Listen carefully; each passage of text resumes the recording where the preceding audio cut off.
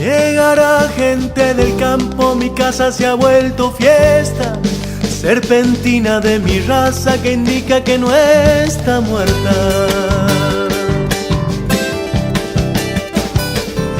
Llegará gente del campo, traerá noticias del monte, si llovió perlas azules y en Santo... Hola amigos, bienvenidos a una nueva edición de Río 4 Agro. En el programa de hoy vamos a compartir el 32º remate de reproductores porcinos que se realizó en las instalaciones de la Sociedad Rural de Río Cuarto. Además, también vamos a compartir lo que sucede con la ganadería de zonas áridas y las pasturas bajo riego que se están trabajando en la zona de San Rafael, provincia de Mendoza.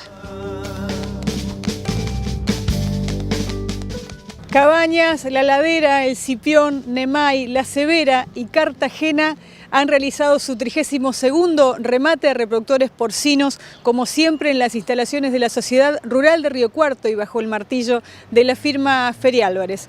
Una tradición que da mucho para hablar, sobre todo sabiendo que los productores porcinos se llegan de distintas provincias a este evento.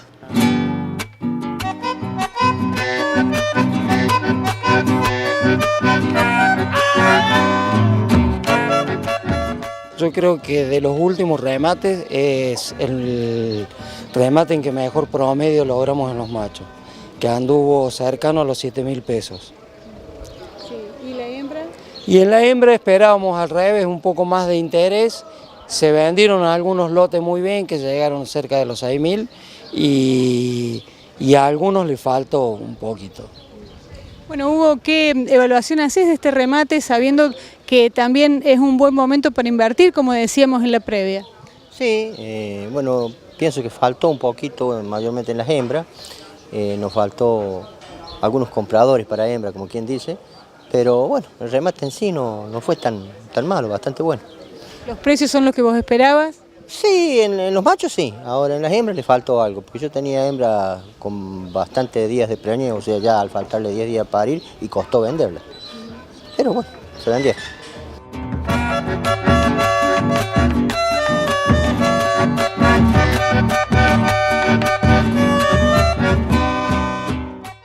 Bueno, y hoy han venido quizá los verdaderos productores porcinos interesados.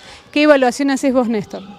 La evaluación es que, considero de que a nivel general, más que todo en las hembras, como coincido con Zavala y Morri, que le faltó más que todo a la hembra preñada, más teniendo en cuenta el excelente nivel de reproductores que había.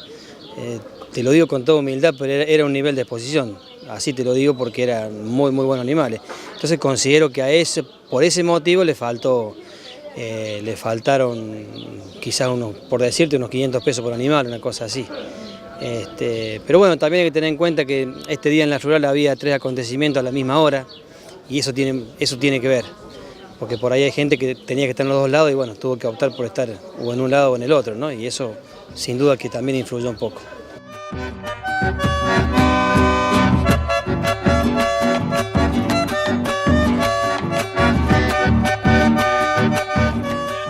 A veces ustedes están acostumbrados a sufrir al principio con el precio de los machos y después festejan con las hembras. Esta vez a lo mejor se entusiasmaron demasiado al comienzo. Exactamente, así, o sea que vendimos, como decía Daniel, muy bien los machos. Estar cerca de los 7.000 pesos de promedio es un muy buen promedio. Vuelo lo mismo, el conjunto de machos era excepcional, valía eso y un poco más también. Pero bueno, estamos conformes. Bueno, y yo quiero preguntarle a alguno de ustedes qué consejo se le da al productor que tiene que seguir buscando genética, que tiene que pensar en la sanidad y que tiene que pensar en el alimento en este momento del país. ¿Hacia dónde se tira? ¿Qué le conviene? Y hoy por hoy tiene una ventaja, que el costo del cerdo es el 70% del alimento y el maíz está muy barato, es una relación netamente favorable. En cuanto a la sanidad, es algo que no puede descuidar nunca, y genética, todo lo que puede incorporar, bienvenido sea. A futuro le va a dar sus frutos.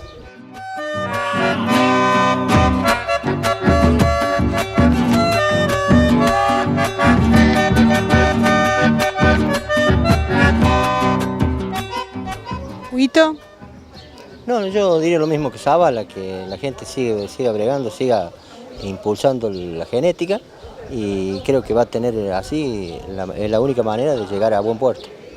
Bueno, y poner el maíz en valor agregado en vez de mandar a puerto con el gran flete que tenemos nosotros y la gente de la zona, parece que termina siendo buen negocio. Sí, seguramente que es así, hay mucha gente que lo está entendiendo. Yo creo que hay que dedicarse a producirlo el maíz, no sé si mirar tanto cuánto vale, decir yo esto lo hago carne y el cerdo se lo va a devolver con fruto seguro porque es una actividad muy noble, pero muy noble. Entonces yo creo que pensar en eso, pensar en ser un poco más eficiente también, eso va a ayudar a que los números en los criaderos mejoren, porque por ahí, por chiquito que significa aumentar un lechón por madre, a fin de año en la suma total es un montón.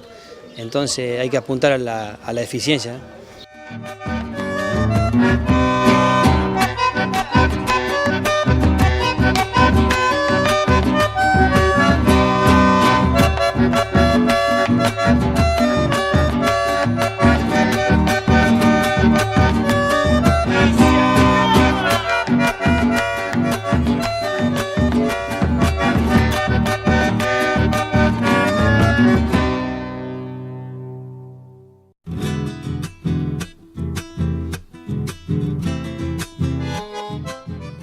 Si tuviéramos que preguntarnos cuáles son los productores que saben mucho sobre cultivos bajo riego, sin duda nos vamos hacia la zona de Cuyo. Estuvimos participando de la jornada ganadera realizada en la zona de San Rafael, organizada justamente por el CREA San Rafael y el CREA Pehuenche.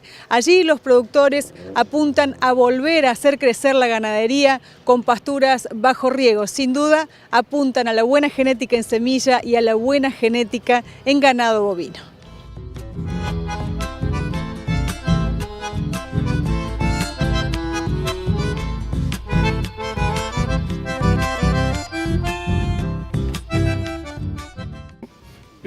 La verdad que agradecer a la gente que colaboró, a la Cámara de Comercio, los grupos CREA que fuimos los organizadores y a nuestros sponsors que sin ellos no podemos hacer nada, que bueno, han colaborado para que hoy tengamos esta realidad, ¿no es cierto?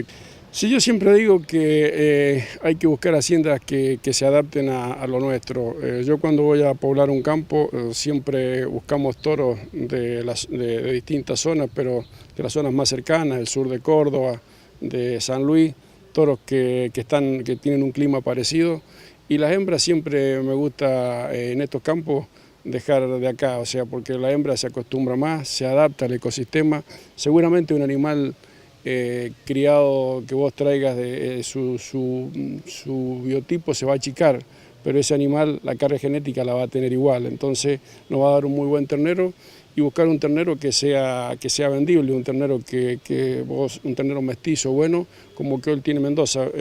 Hace 20 años atrás, cuando hablabas de los terneros mendocinos, te decían ternero mendocino, ternero pata flaca, ternero criollo. Hoy está totalmente distinto, hay muchas casas trabajando. Yo trabajo con Alfredo Mondino y bueno, estamos trayendo todos los años muchos toros para acá, para la zona, y evidentemente se ve el resultado. Y yo personalmente considero que los campos de cría deben tener, para que sea una ganadería sustentable, deben tener apoyada una finca. Una finca le llamamos una producción de alfalfa bajo riego. Para que alguna reserva, ¿no? No, sí, para reserva y sobre todo porque es mucho más práctico sacar el ternero chiquito, recriarlo en la finca, que tenemos toda la comida, que tenemos todas las comodidades, y preñar así el 80 al 90% de nuestras vacas, que es nuestra herramienta. Un destete precoz, digamos. Hacer un destete temprano, darle estado a la vaca, preñarla, podemos aumentar la carga, que es difícil en esta época, pero por lo menos tener una buena preñez y un buen destete. Y después tenemos el ternero acomodado para venderlo en cualquier momento, que siempre es mucho más práctico. Eso es como un apoyo al criador. Y después también hay gente que está apostando a engordes bajo riego, ¿no es cierto?, con muy buenos resultados.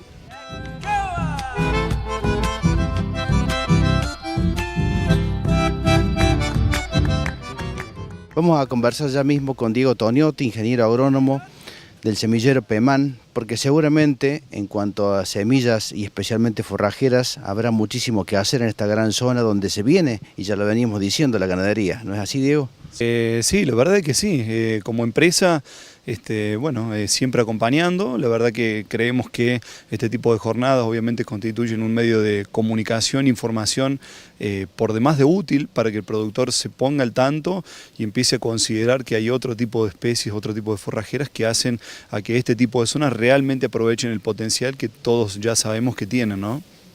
Particularmente, ¿cuáles son las especies por las que el productor se siente atraído y cuáles son las que en todo caso el semillero recomienda? Sí, sin dudas que especies como por ejemplo alfalfa son las que mejor potencial tienen y de las que mejor se aprovechan. Tanto la zona de San Rafael como Alvear son zonas que bajo riego explotan en demasía el potencial de la alfalfa, tanto para la confección de rollo como así también para pastoreo directo. Gran imposición última en estos años de la utilización de híbridos de sorgo, híbridos de maíz para silo de planta entera.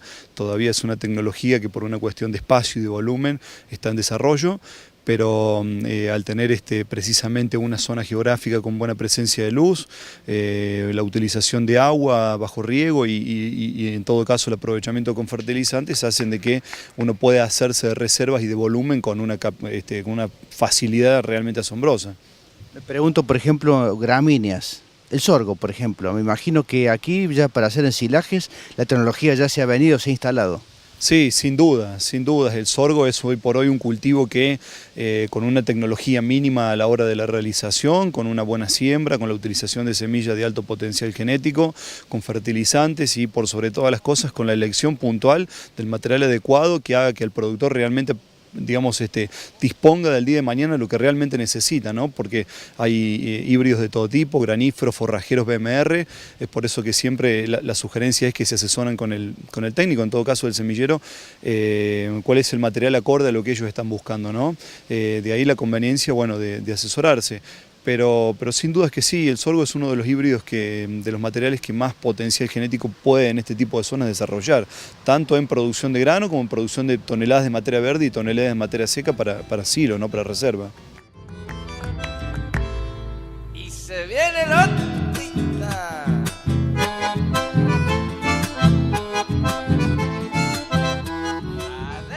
Vamos a conversar seguidamente con Rafael García Miras, productor de la zona de San Rafael, aquí en el sur mendocino, a quien ya hace unos años visitamos en una nota que yo creo que causó verdadera conmoción, ¿no es así, Rafael? Parece que sí, realmente. Nadie imaginaba ver maíz de 4 metros de alto y con un rendimiento, y nomás, por ejemplo, en grano yo creo que andaban por los 160 quintales, ¿no es así? Sí, y algo más también. ¿Cómo se hace esto, Rafael? Nosotros fuimos probando distintas variedades y adaptándolas a la zona y nosotros tenemos más perfil chacarero, entonces hacemos los maíces como si estuviéramos haciendo ajo. Entonces, hemos dado con algunas variedades que tienen buen rendimiento, pero en fin, no solamente hacemos los maíces de arriba de 100 toneladas de materia verde, sino que a veces buscamos como fuente de fibra, si es importante el volumen, pero generalmente lo que buscamos es la calidad de la relación entre la planta y el grano, es decir, la producción de megacalorías, que es lo que realmente nos da mejor conversión en el feedlot, ¿no?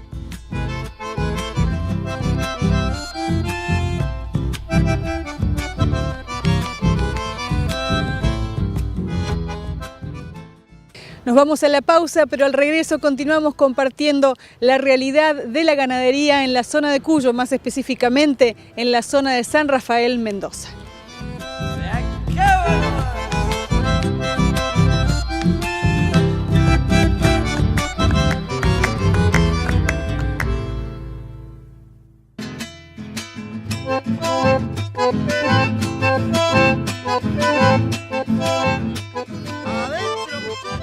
Y no puedo esconder el orgullo de haber nacido en esa tierra sanrafaelina, desde donde estamos compartiendo esta jornada ganadera, organizada por los grupos CREA Pehuenche y CREA San Rafael. Zona árida sí la hay, pero transformada en un vergel justamente por el trabajo del hombre.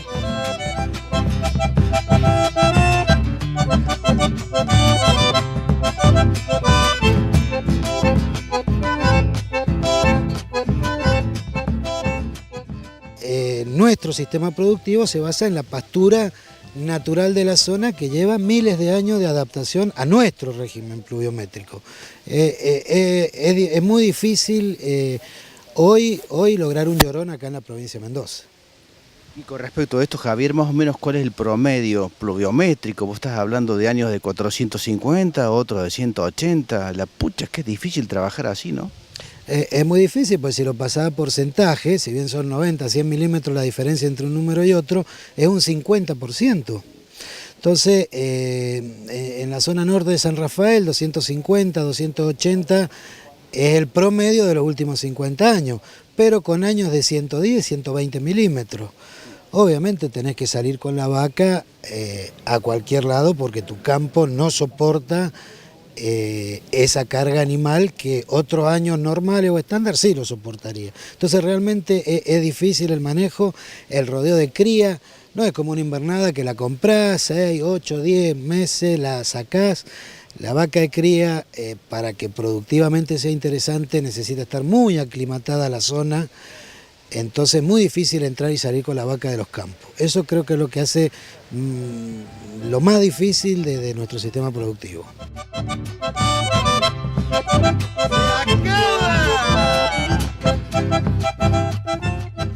Vamos a conversar con Osvaldo Fernández, tanto que se ha venido diciendo, ¿no?, que la vaca, la ganadería, la cría se ha desplazado hacia las regiones extrapampeanas. Se torna una suerte de renacer aquí, ¿no?, donde la vaca parecía que se había ido.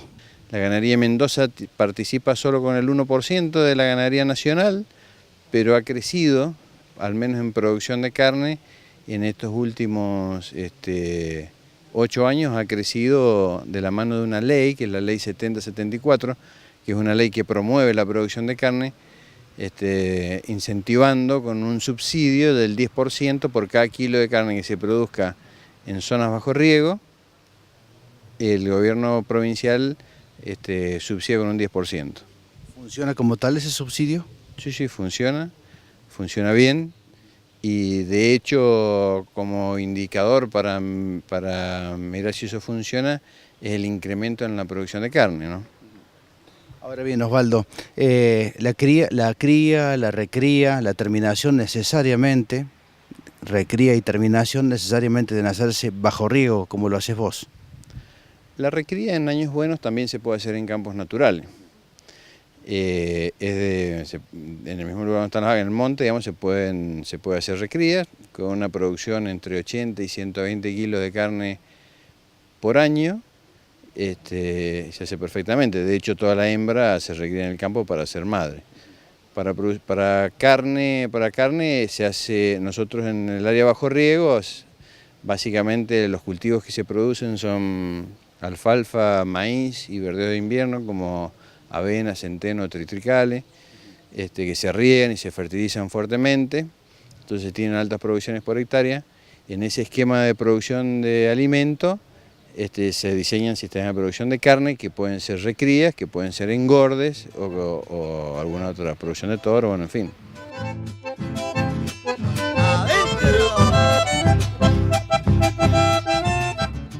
Jornada ganadera aquí en San Rafael, en el sur mendocino, y es momento de conversar ahora con el ingeniero Rodrigo Troncoso, quien ha venido a representar a la Cámara de Feedlot Argentina, y yo creo que pintar también un panorama actual de cómo está el negocio para este rubro ganadero, ¿no es así, Rodrigo? Sí, la verdad que ya hace unos años que venimos a trabajar con la gente acá. Creo que es una provincia con mucho potencial, con gente joven que está con ganas de hacer cosas y seguir creciendo, así que siempre es interesante venir a intercambiar opiniones de cómo está el negocio, como bien decís vos, de la ganadería en general. Obviamente el feedlot es una parte de ese negocio, pero hoy a nivel nacional tranquilamente el 50-60% de la carne que se produce en el país pasa por los corrales, con lo cual mucho de lo que le pasa al negocio del feedlot es lo que está pasando a la ganadería. Rodrigo, en este sentido, justamente, ¿qué mensaje has venido a decirles? Sí, no sé si mensajes, en realidad para empezar estamos medios todos perdidos, ¿no? Aturdidos o desorientados en algunas cosas. Creo que la inflación es algo nuevo para todos, nuevo, pero La verdad estos ritmos de inflación, esto después de tantos años, la verdad que distorsiona mucho y confunde un poco los precios, si es un ajuste de precio, si es que se aumenta el consumo o es que en realidad está acomodándose solamente por un tema de ajuste inflacionario, cuánto es de ajuste o cuánto es de aumento de consumo. Entonces dificulta mucho los análisis que son los que necesitas después para tomar decisiones. Rodrigo, claro, la situación es difícil. Ahora el panorama, creo, si uno lo mira en el mediano plazo, es bastante promisorio, ¿no?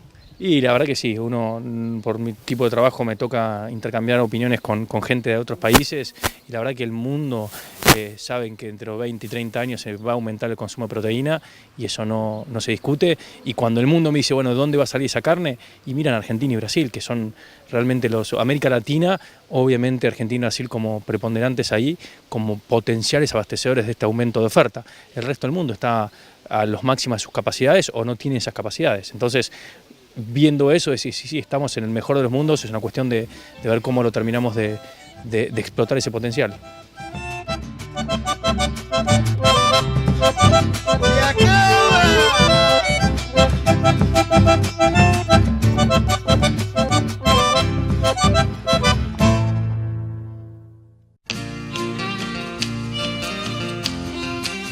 Llegamos al final del programa, agradecemos como siempre su compañía y queremos desear que estos eventos por ahora aislados, con roturas de silobolsas, sean solo un recuerdo en el pasado.